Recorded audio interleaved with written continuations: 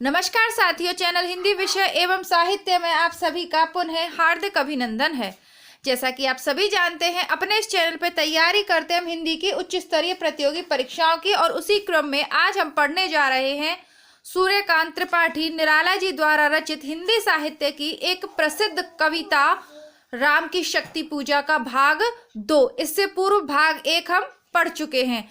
पूरी जो कविता है इसका सारांश क्या है वह भी मैं आपको संक्षिप्त कथा के रूप में भाग 1 में बता चुकी हूँ। उसके आगे की कथा को आज हम देखेंगे। अब राम जितने भी बाण चला रहे हैं, जैसा कि हम सभी जानते हैं कि यह उस समय के प्रसंग का वर्णन है जब राम और रावण का युद्ध हो रहा है। रावण की सहायता स्वयं परम शक्ति कर रही हैं, जो शिव की भी है ना, जिनको कहते हैं ना, जिन्होंने शिव को अपने पैर के नीचे दबाया था, वह काली, श्यामा काली का रूप में जो है रावण की सहायता कर रही हैं। अब राम बहुत उदास हो जाते हैं कि जब स्वयं शक्ति ही दुष्ट आत्मा की सहायता कर रही है तो अब हम विजित नहीं होंगे। यह सोचकर राम की आंखों में से आंसू गिरते हैं, और वो गिरते हुए आंसुओं को देखकर राम के परम सेवक हनुमान उद्वेलित और व्याकुल हो जाते हैं, और संपूर्ण आकाश को निगलने के लिए वह उद्यत हो जाते हैं, तैयार हो जाते हैं। अब आगे का वर्णन आज के भाग में हम पढ़ेंगे। रावण महिमा श्यामा विभावरी अंधकार। उस अंधियारी रात्र में, विभावरी कैसी, विभावरी रात का पर्यायवाची है, तो विभावरी कैसी, उस अंधकारमयी रात में रावण को महिमा कौन प्रदान कर रही थी? श्यामा। श्यामा भी, देवी भी कैसी हैं? श्याम वर्णी है। विभावरी भी अंधकार युक्त है, अर्थात पूरा वातावरण कालिमा युक्त है। यह रुद्र राम पूजन प्रताप तेज प्रसार, अर्थात रावण की महिमा किससे थी? उस एक अंधकार के, घोर अंधकार के समान, जैसे घोर अंधकार रात्रि में व्याप्त होता है, वैसे ही परम शक्ति श्यामा किसका कारण थी? रावण की महिमा का कारण बन रही थी। और यह रुद्र राम पूजन प्रताप तेज प्रसार, इस ओर शक्ति शिव की जो दस्कंध पूजित, उस ओर रुद्र वंदन जो रघुनंदन कुंजित। तो अब क्या है कि एक ओर तो रावण है और राम भगवान है दूसरी ओर। वो किनका पूजन करते हैं? किसका? शिव शंकर भगवान का पूजन करते हैं राम भगवान। उनके तेज से, उनके प्रताप से वो चारों तरफ तेज का प्रसार हो रहा है। एक ओर तो कौन है?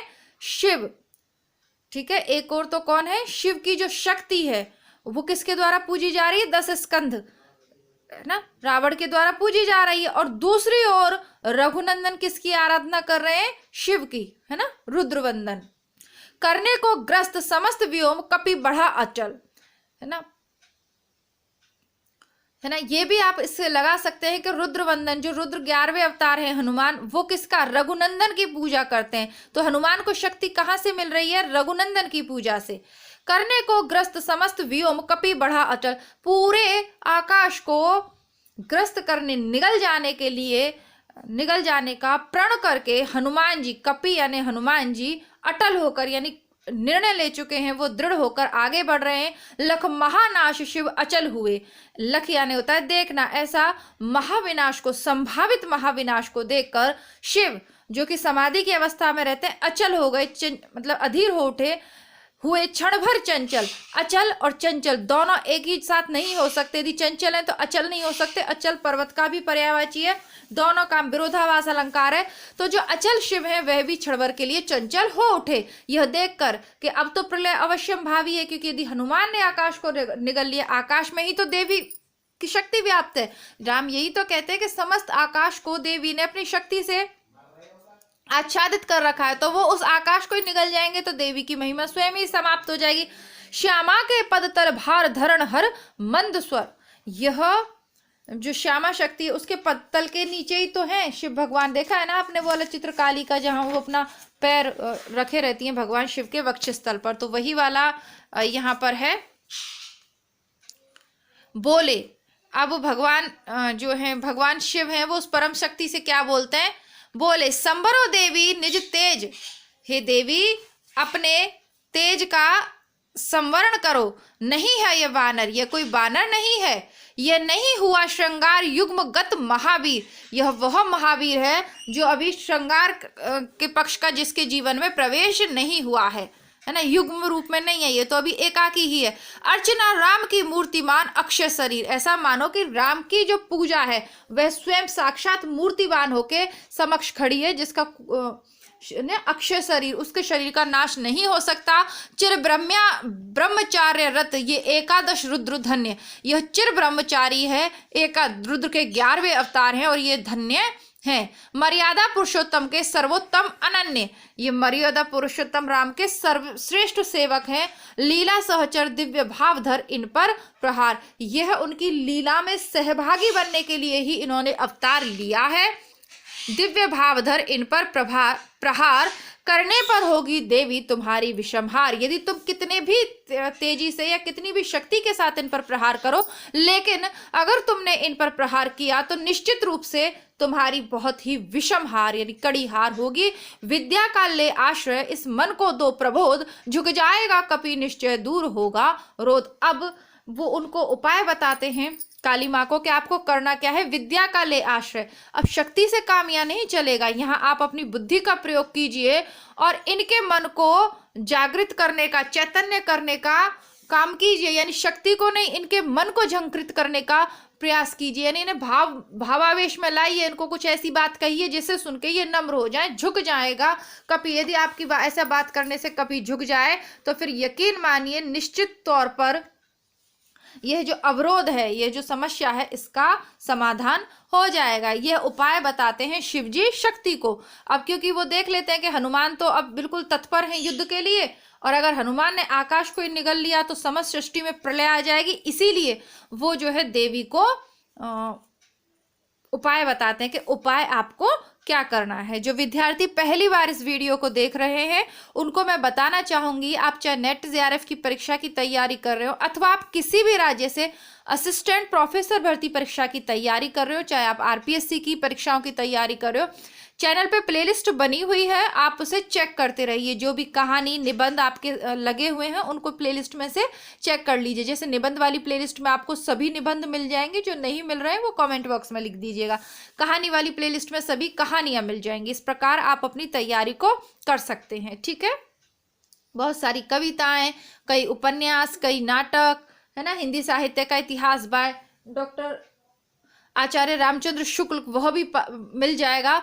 और जो उत्तर प्रदेश से अभी भर्ती निकली हुई है, जिसे जूनियर एडेड स्कूलों में जो भर्ती निकली गई है, टीजीटी यानी सेकंड ग्रेड के समकक्ष वो पेपर आएगा, तो उसके लिए हिंदी साहित्य का सरल इतिहास पुस्तक भी चैनल पे उपलब्ध है, आप पढ़ सकते हैं। साथ ही साथ बहुत सारे पुराने पेपर चैनल पे उपलब्ध है, वो भी पढ़िए। कुल मिला के आपको प्लेलिस्ट देखनी है। अब देखते हैं हमारा आज का 12वें नंबर का पद्यांश, ठीक है।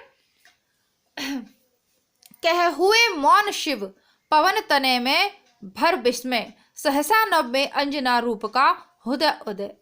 अब यह सब देवी को समझाकर शिव मौन हो गए। पवन पुत्र हनुमान के मन विस्मय से भर गया जब उन्होंने देखा कि सहसा आकाश में अंजना का रूप प्रकट हुआ। अंजना कौन थी? उनकी माँ थी। अब देवी ने क्या किया, हनुमान को, क्योंकि शक्ति से तो पराजित कर नहीं सकती हैं, बुद्धि से काम लिया और उनकी माँ का रूप धारण कर लिया देवी ने, अंजना बन गई। बोली माता, तुमने रवि को जब लिया निगल, तब नहीं बोध था तुम्हें रहे बालक केवल। उनके बचपन को याद दिलाते हुए कहती है कि बचपन में खेल खेलने में तुमने सूर्य को निगल लिया था, कोई बात नहीं, तब की तुम्हारी गलती क्षमा की जा सकती है क्योंकि तुम केवल बालक थे।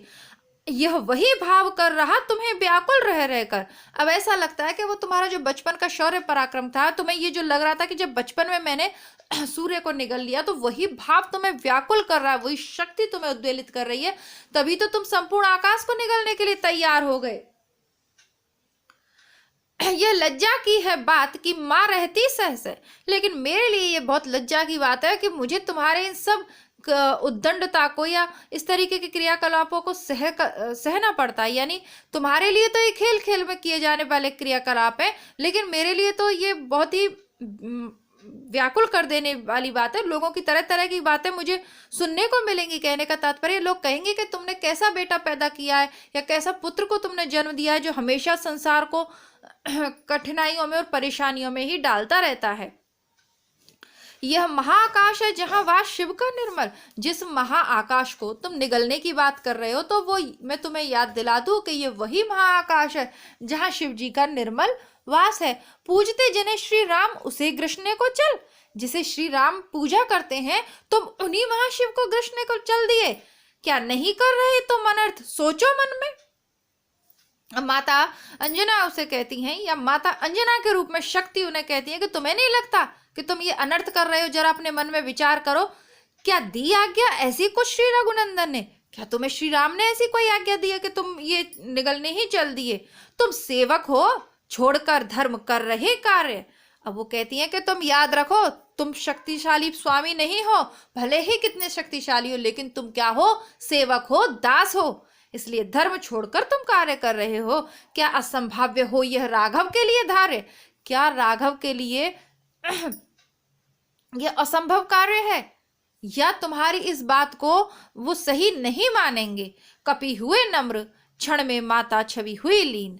यह सुनकर कपि हनुमान जी जो हैं थोड़े नम्र हो जाते हैं कि मैं तो सेवक हूँ राम का, तो राम की आज्ञा के बिना तो कोई कार्य नहीं कर सकता, और राम ने इसकी आज्ञा नहीं दी। ये बात याद दिलाकर देवी तो अंतर्ध्यान हो जाती हैं, लेकिन हनुमान कुछ नम्र होते हैं। क्षण में माता हुई छवि हुई लीन, उतरे धीरे धीरे गह प्रभु पद हुए दीन।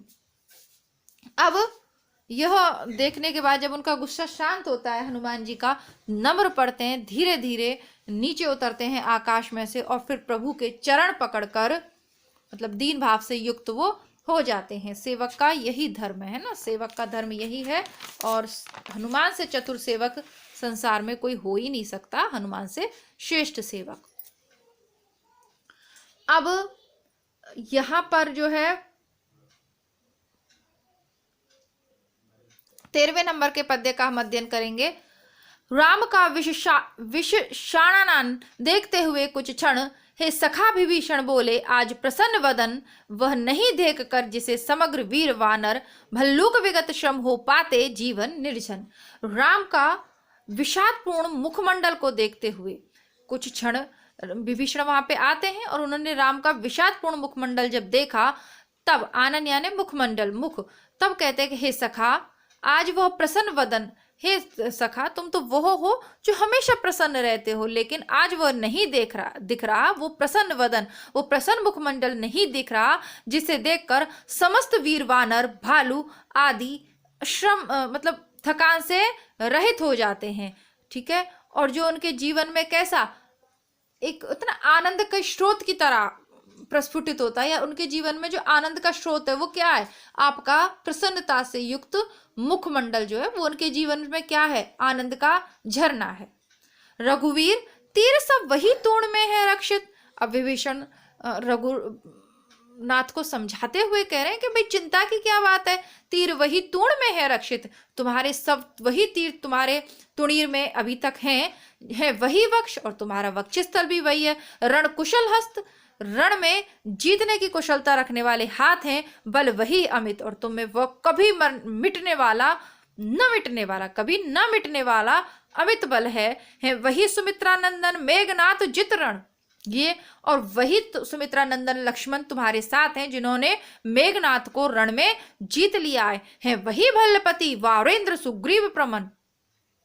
वही भल्लपति अर्थात जामवंत भी वही हैं, वानरेंद्र यानी सुग्रीव भी वही हैं, सब कुछ वही है। तारा कुमार अर्थात अंगद भी वही हैं, महाबल श्वेत धीर भी वही हैं, अप्रतिभट वही एक अर्बुद सम महावीर, और वो जो तुम्हारा सबसे चतुर जो सेवक है, एक अरबों के समान, एक अरब के समान अकेला ही महावीर है अर्थात हनुमान है। वही दक्ष सेना नायक है, वही समर वही दक्ष सेना नायक है और वही समर है। फिर कैसे असमय हुआ उदय यह भाव पर?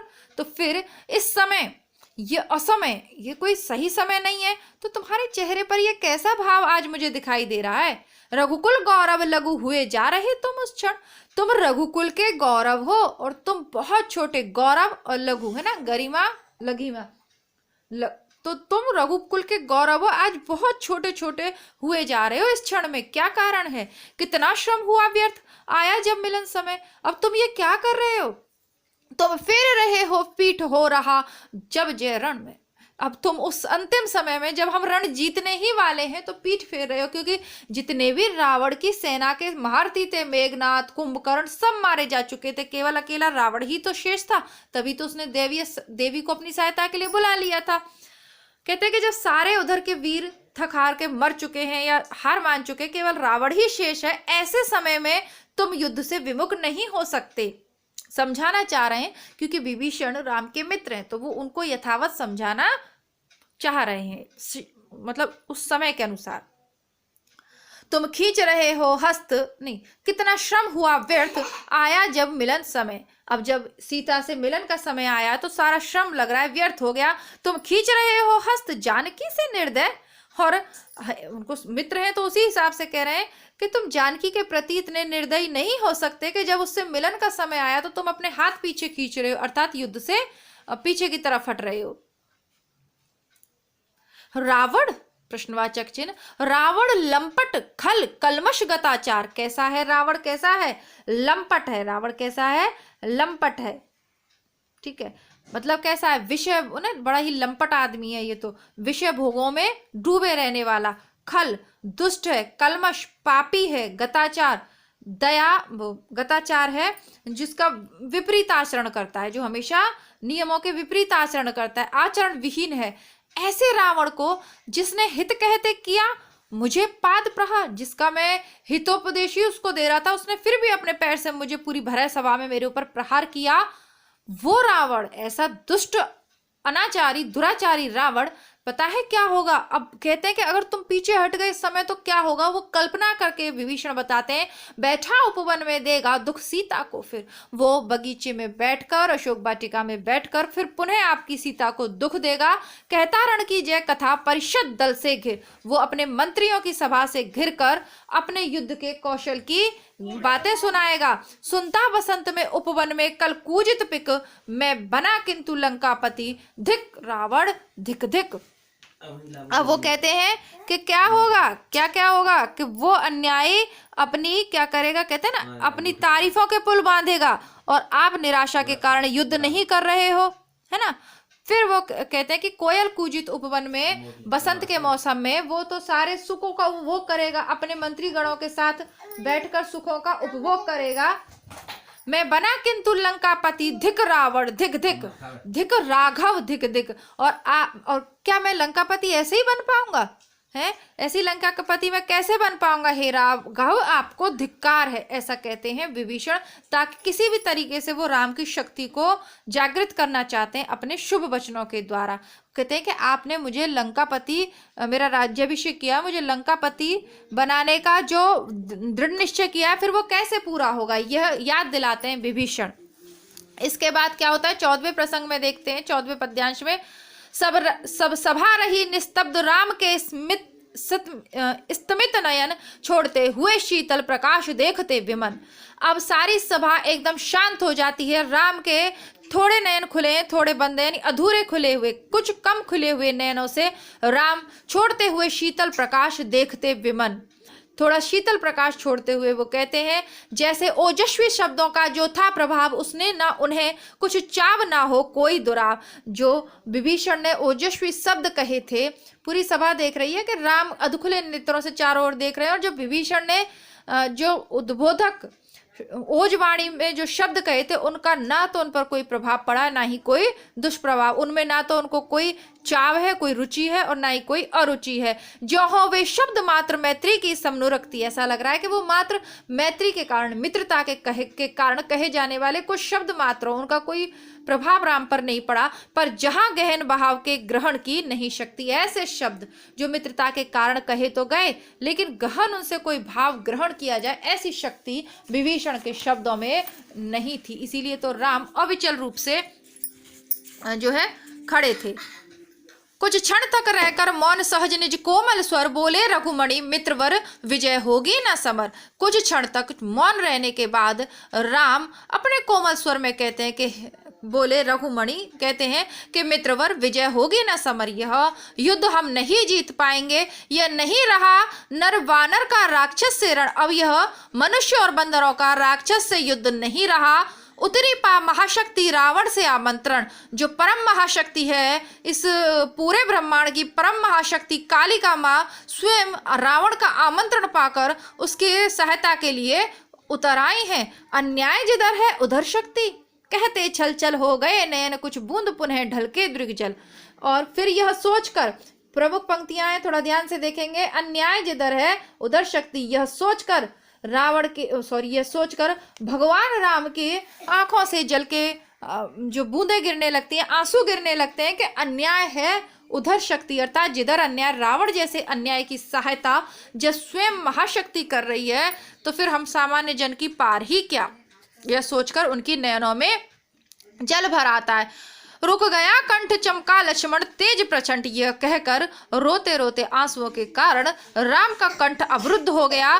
अब ऐसी स्थिति में, ऐसी रघुनंदन को ऐसी स्थिति में देखकर लक्ष्मण का प्रचंड तेज चमक उठा। धस गया धरा में कपि गह युगपद मसक दंड। अब क्या करा, अपनी भुजाओं को दबाकर, अब शर्म से मारे कपि जो है हनुमान है, वो उनके युग पदों, दोनों पदों को देखकर शर्म के मारे धरती में दबे जा रहे हैं कि मेरे होते हुए भी मेरे स्वामी को इतना कष्ट सहन करना पड़ रहा है। स्थिर जामवान समझते हुए ज्यों सकल बा, केवल जामवान ही है वहाँ जो स्थिर भाव से बैठे हुए हैं, जैसे कि वो समस्त परिस्थितियों को समझने का भाव धारण करके वहां बैठे हुए समझने का प्रयास कर रहे हैं। व्याकुल सुग्रीव हुआ उर्मे जो विषम घाव, लेकिन सुग्रीव इस स्थिति में बहुत व्याकुल हो जाते हैं जैसे उनके उर में अर्थात हृदय में कोई विषम घाव हो गया हो। निश्चित सा करते हुए विभीषण कार्यक्रम, और विभीषण को देखकर ऐसा लग रहा था कि वो कल का कार्यक्रम निश्चित कर रहे हैं। मौन रहा यूं स्पंदित वातावरण विषम। अब शब्दों का तो वहां पे मौन है, लेकिन जो वातावरण है उसमें मौन नहीं है। वातावरण अचानक चंचल हो उठा, ये कह सकते हैं हलचल हो गई राम की इस स्थिति को देखकर, और राम के द्वारा ये कह देने पर कि उसकी तो स्वयं परम शक्ति विजय कर रही है, तो परम शक्ति उसकी मदद कर रही है। अब हम यह युद्ध जीत नहीं सकते क्योंकि यह तो एक खेल मात्र रह गया। जब चाहे वो शक्ति इस युद्ध को समाप्त कर सकती है, लड़ने से फायदा ही क्या है। ऐसी स्थिति देखकर वातावरण बहुत ही विषम हो जाता है। अब 15वें नंबर के पद्यांश में निराला जी कहते हैं, निज सहज रूप में संयत हो जानकी प्राण बोले, आया न समझ में यह दैवीय विधान। अब अपने स्थिति को संयत करने का प्रयास करते हुए रघुनंदन कहते हैं कि ये दैवीय विधान मेरे समझ में नहीं आया। रावण अधर्मरत भी अपना, मैं हुआ अपर। रावण जो अधर्मी है उसको तो देवीय शक्ति अपना मान रही है वो माँ, और मुझे पराया कर दिया। वह रहा शक्ति का खेल समर शंकर शंकर। हे शंकर, शिव जी को याद करते हुए कहते हैं कि ये तो अब मात्र शक्ति के लिए खेल के समान युद्ध रहा, ये कोई युद्ध तो नहीं रहा। शक्ति तो ऐसे चुटकी बजाएगी और सारा युद्ध समाप्त हो जाएगा।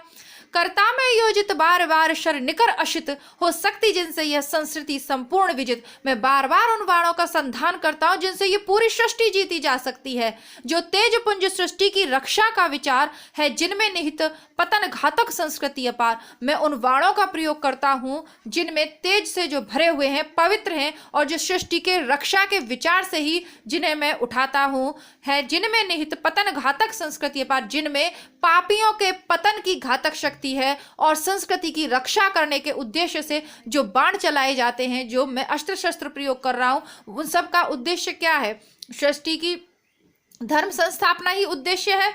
शत बुद्धि बोध सूक्ष्माति सूक्ष्म मन का विवेक, और सैकड़ों मतलब इतने कितने भी बुरी परिस्थितियों अपने मन का विवेकपूर्ण प्रयोग उन अस्त्रों का किया है। कभी भी स्वार्थ के लिए उन अस्त्रों का प्रयोग मैंने नहीं किया जिनमें है छात्र धर्म का धृत पूर्णाभिषेक, और वे वैसे अस्त्र शस्त्र हैं जिनमें क्षत्रिय धर्म का पालन करने के विचार से उनको धारण किया। क्षत्रिय धर्म का कौन सा होता है? शरणागत की रक्षा करना, ठीक है, और कोई दीन दुखी है उसकी सहायता करना, पापियों का नाश करना। तो जो छात्र धर्म है उसकी जो स्थापना है उसकी संकल्प के साथ मैंने उन अस्त्र शस्त्रों को धारण किया है। हुए प्रजापतियों के संयम से रक्षित, जो बड़े बड़े प्रजापतियों के संयम से रक्षित किए गए हैं, बेशर ऐसे बाण हो गए आज रण में श्री हत खंडित। मैं चिंतित इसलिए हूं कि ऐसे बाण जो सदैव दूसरों के लिए, दूसरों की रक्षणार्थ उठे हैं, दूसरों के परोपकार के लिए उठे, आज वो बाण रण में श्री हत खंडित हो गए, कोई उनमें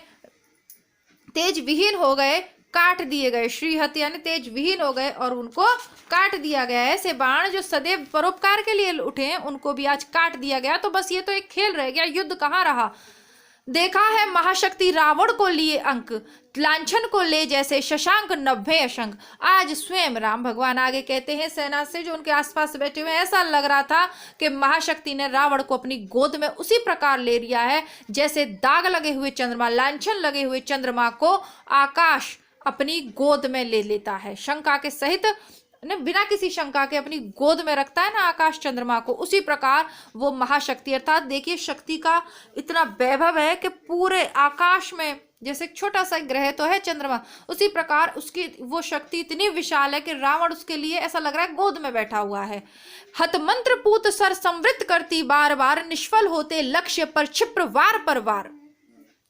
वो कहते हैं कि मैं कितनी भी तेजी से वार पे वार करूं, चाहे कितने भी मंत्रों से अभिमंत्रित करके अपने बाणों को चलाऊं, लेकिन वो सब बार बार संवृत कर रही है, बार बार उनको रोक रही है और सारे बाण मेरे निष्फल और पथभ्रष्ट या लक्ष्य भ्रष्ट हो गए। विचलित लख कपिदल क्रुद्ध क्रुद्ध को मैं ज्यों ज्यों झकझक झलकती वही निवा माँ के दृग त्यों त्यों।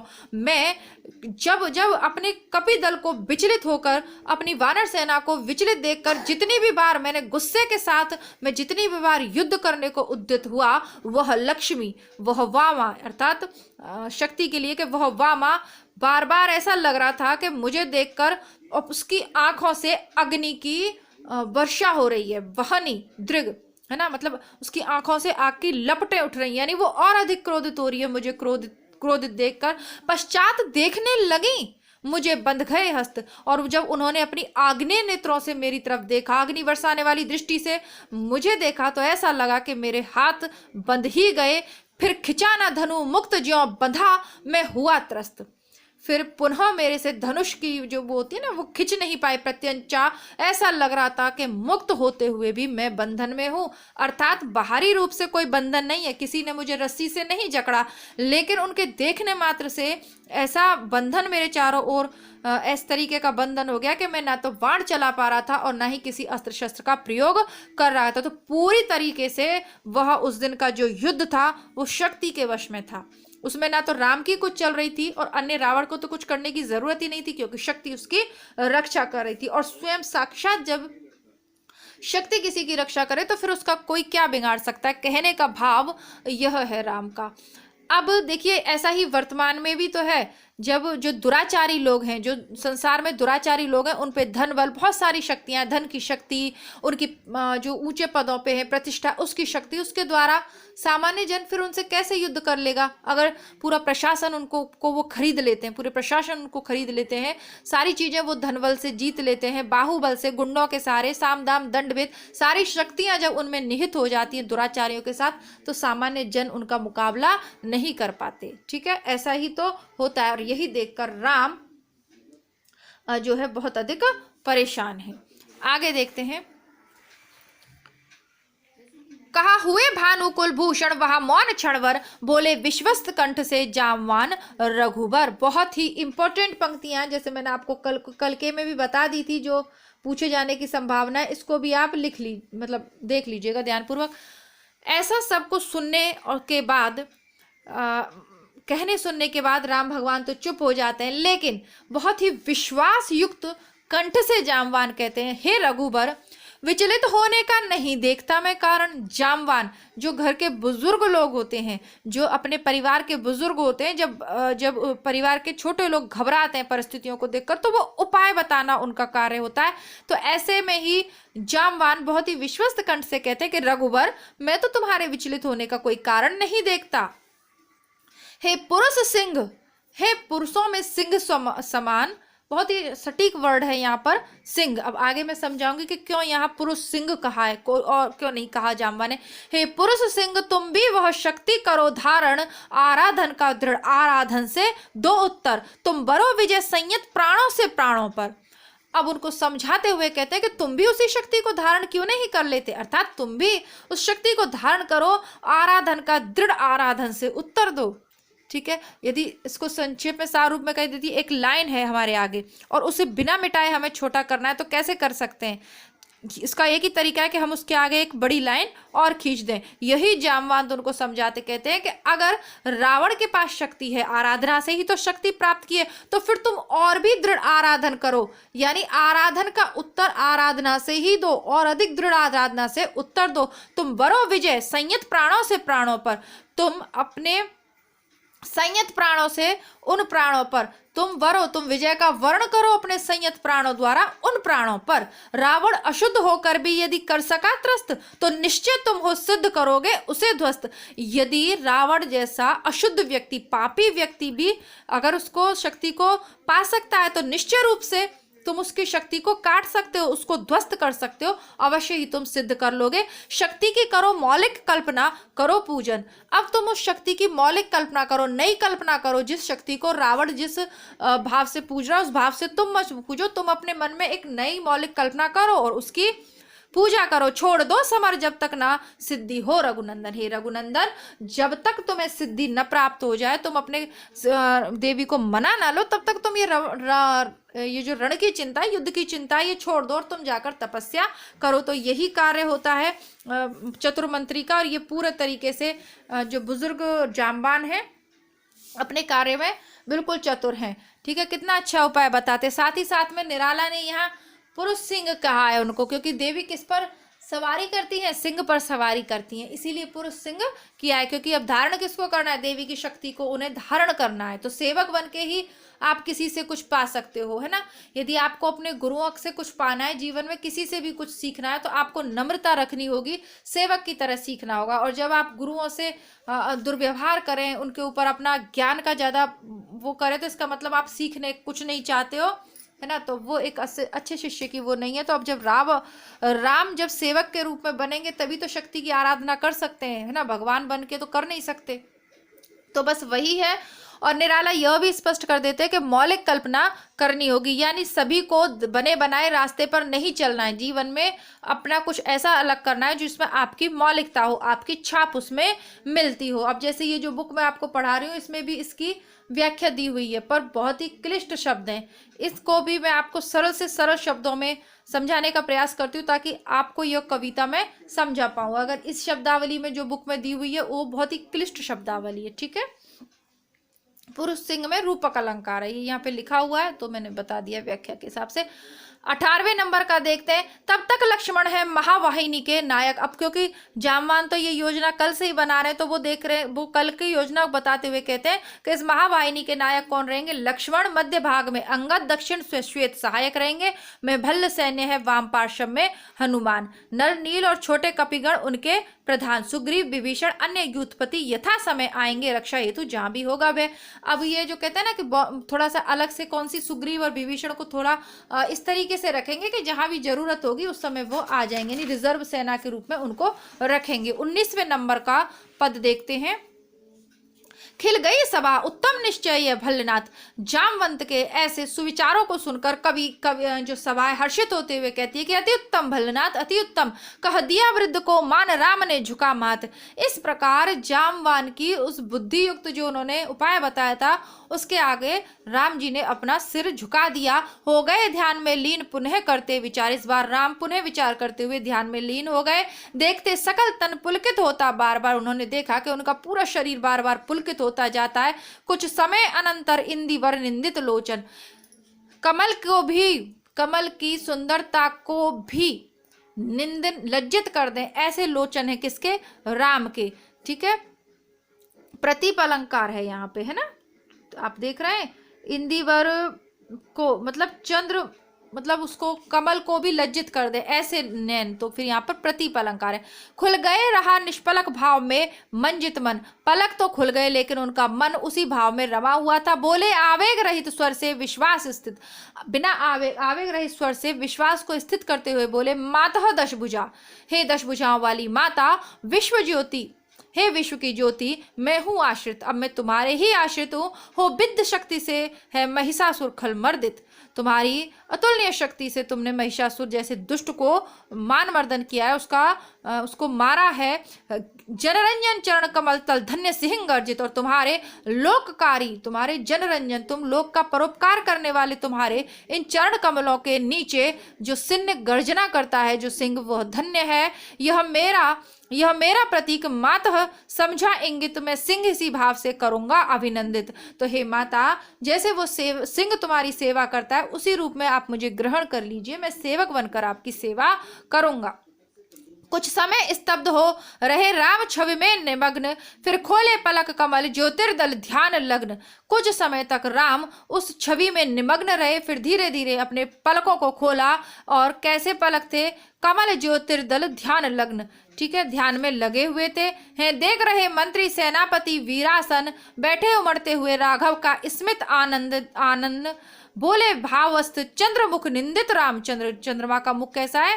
चंद्रमा के मुख को भी निंदित करने वाला है। प्राणों में पावन कंपन भर स्वर मेघचंद्र, कैसा है कि प्राणों में पावन कंपन है, पवित्र कंपन है, भर स्वर मेघचंद्र, है ना। तो उसको धारण करके अपने स्वर में, कैसा है उनका स्वर, आज कैसे स्वर में बोल रहे हैं, है ना। थोड़े से स्वर में कंपन तो है, लेकिन ये कंपन कैसा है? प्रसन्नता का कंपन है। उसको धारण करके क्या बोलते हैं? भगवान राम बोलते हैं अपने भावों में पवित्र भाव, अपने प्राणों में पवित्र भाव को भरकर यह बोलते हैं, देखो बंधुवर सामने स्थित है जो वह भूधर, शोभित शत हरित गुल्म तृण से श्यामल सुंदर, के सामने जो भूधर, सामने जो पर्वत स्थिर है, शोभित सत हरित गुल्म तृण से श्यामल सुंदर, पार्वती कल्पना है इसकी मकरंद बिंदु। तो वो उस पर जो सामने भूधर है, जो पर्वत है, अब क्योंकि वो पर्वत की तो पुत्री है पार्वती, तो उसी की कल्पना करते हैं, माँ शिव की परम शक्ति है पार्वती, तो उनकी कल्पना करते हैं कि वो पर्वत ही पार्वती है। उस पर जो चारों ओर हरित गुल्म और ये जो फूलों की ये जो लताएं वगैरह हैं, बेलें वगैरह हैं, श्यामल सुंदर सांवले रंग के जो सुंदर चीजें हैं, ये उनके आभूषण हैं, इनसे सुशोभित हो रही हैं। पार्वती कल्पना है इसकी मकरंद बिंदु, और जो फूलों से पराग झड़ रहा है वो उनके स्त्री होने का प्रतीक है। गरजता चरण प्रांत पर सिंह वह नहीं सिंधु, जो नीचे सिंधु गरज रहा है पर्वत के, वो सिंधु नहीं है, बल्कि उनके चरणों के नीचे रहने वाला शेर का रूप है। दश दिक् समस्त हैं हस्त, और दसों दिशाएं उनके हाथ हैं। और देखो ऊपर, और अब ऊपर की तरफ देखो, अंबर हुए हैं दिगंबर अर्चित शशि शेखर, जो अंबर में हुए दिगंबर अर्चित, जो भगवान शिव हैं वो उस अंबर के रूप में है अर्चित शशि शेखर, जिनके सिर पे चंद्रमा धारण किए हुए हैं वो शिव हैं। लख महाभाव मंगल पद तल धस रहा गर्व, मानव के मन का असुर मंद हो रहा कर्म। ऐसी महिमा युक्त मंगल भाव को मेरे मन में धारण करने के बाद ऐसा लग रहा है कि जो गर्व था, जो रावण का जो गर्व है, वो पैरों के नीचे, उन इस महाशक्ति के पैरों के नीचे दब जाएगा। मानव के मन का असुर मंद हो रहा कर्म, मानव मन में बैठा हुआ जो दुष्ट भाव है ना, वो मंद हो रहा है, वो अब हार रहा है। यानी जो गलत, जो नकारात्मक शक्तियां हैं, केवल उनके रूप मात्र का स्मरण करने मात्र से ही नकारात्मक शक्तियों का क्षय होने लगा। राम के मन में सकारात्मकता, पॉजिटिविटी उनके अंदर बढ़ने लगी, यानी वो युद्ध करने के लिए प्रस्तुत हो गए। अब उन्हें बहुत सरल यह युद्ध लगने लगा। जैसा कि मैंने कहा, प्रतिदिन 10 पदों का हम अध्ययन करेंगे। कुल आज 20 पद हमने कर लिए और कुल 30 पद इस कविता में है। बाकी 10 पदों की व्याख्या अगले वीडियो में मैं करूंगी।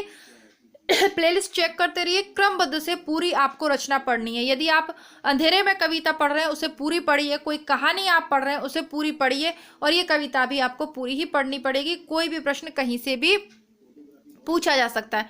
आशा करती हूँ वीडियो अच्छा लगा हो। वीडियो अच्छा लगा है तो आपको क्या करना है आप सभी जानते हैं, मैं नहीं कहूँगी, ठीक है। मिलती हूँ नए वीडियो के साथ, तब तक के लिए नमस्कार, धन्यवाद, जय हिंद।